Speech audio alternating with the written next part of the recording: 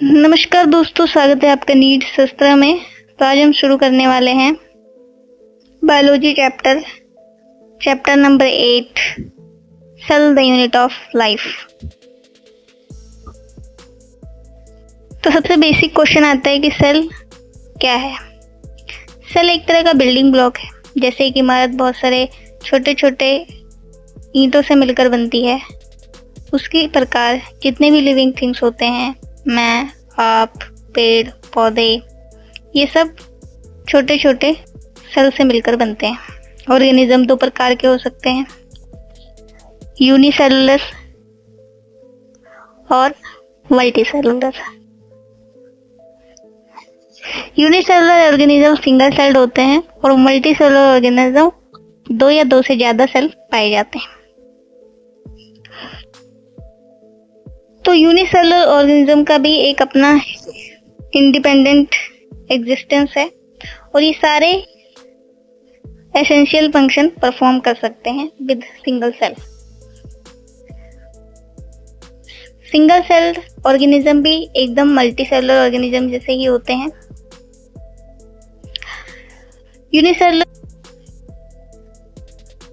Unicellular के example हैं bacteria, amoeba, virus.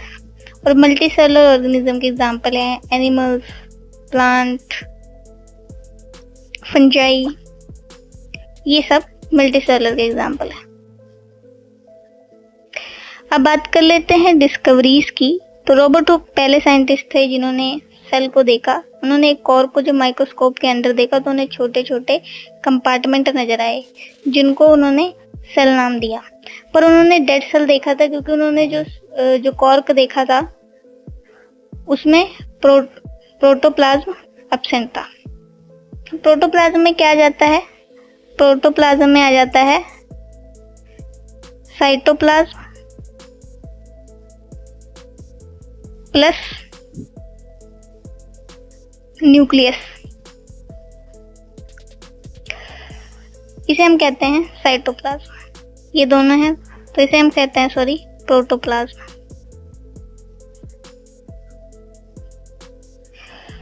फिर आते हैं दूसरे साइंटिस्ट रॉबर्ट ब्राउन, जिन्होंने 1831 में न्यूक्लियस की डिस्कवरी की। फिर लियोन हुक थे, जिन्होंने फर्स्ट लिविंग सेल देखा। एडवांस माइक्रोस्कोप यानी इलेक्ट्रॉनिक माइक्रोस्कोप की डिस्कवरी 1950 में हुई थी। बात कर लेते हैं सेल थ्योरी की। शेल्डन 1838 में, जो कि एक जर्मन बोटानिस्ट हैं, उन्होंने बहुत सारे प्लांट पे ऑब्जर्वेशन की थी और उन्होंने कहा था कि जितने भी प्लांट्स होते हैं वो सेल और उनके प्रोडक्ट से मिलकर बनते हैं। फिर श्वान आए 1839 में, जो कि एक ब्रिटिश जूलॉजिस्ट है, और उन्होंने एनिमल सेल पे ऑब्जर्वेशन की और उन्हें एक एनिमल सेल में एक थिन लेयर दिखाई दी, जिसे आज हम प्लाज्मा मेम्ब्रेन के नाम से जानते हैं या सेल मेम्ब्रेन भी कहते हैं। स्वान ने यह भी कंक्लूड किया कि प्लांट सेल के अंदर सेल वॉल एक यूनिक कैरेक्टर है। फिर शेल्डन और स्वान ने दोनों ने मिलके सेल थ्योरी दी, यानी एक हाइपोथेसिस दी कि जो प्लांट और एनिमल है वो सेल और सेल के प्रोडक्ट से मिलके बनते हैं। पर उनका एक ड्रॉबैक भी था, ये एक्सप्लेन ही नहीं कर पाए थे कि नए सेल कैसे बनते हैं। उसको बाद में ब्रिचो ने एक्सप्लेन किया है 1855 में। उन्होंने एक सेंटेंस दिया जिसे कहते हैं ओमनिस सेलुला ई सेलुला, जो कि एक लैटिन भाषा का शब्द है। तो इसका मतलब है कि प्री एग्जिस्टिंग सेल, कि नए सेल पुराने सेल से डिवाइड होकर बनते हैं। बाद में एक फाइनल शेप मिली थ्योरी को।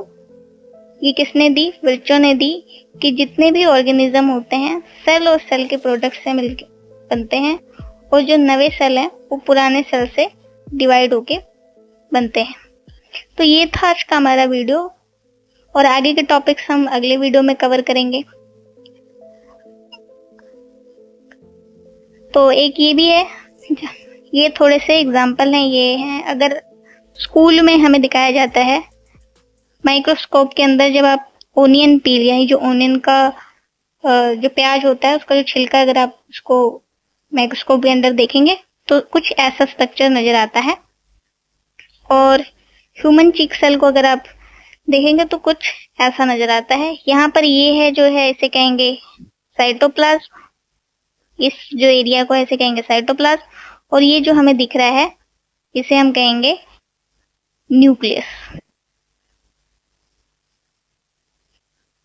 इसे हम क्या कहेंगे, न्यूक्लियस। और यहाँ पर भी ये इसे कहेंगे साइटोप्लाज्म, ये जो कंपार्टमेंट टाइप बने हुए हैं ये है साइटोप्लाज्म, और इसे क्या कहेंगे, इसे भी क्या कहेंगे, nucleus.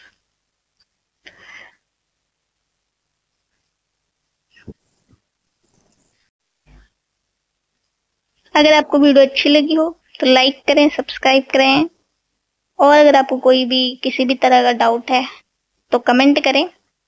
Thank you so much.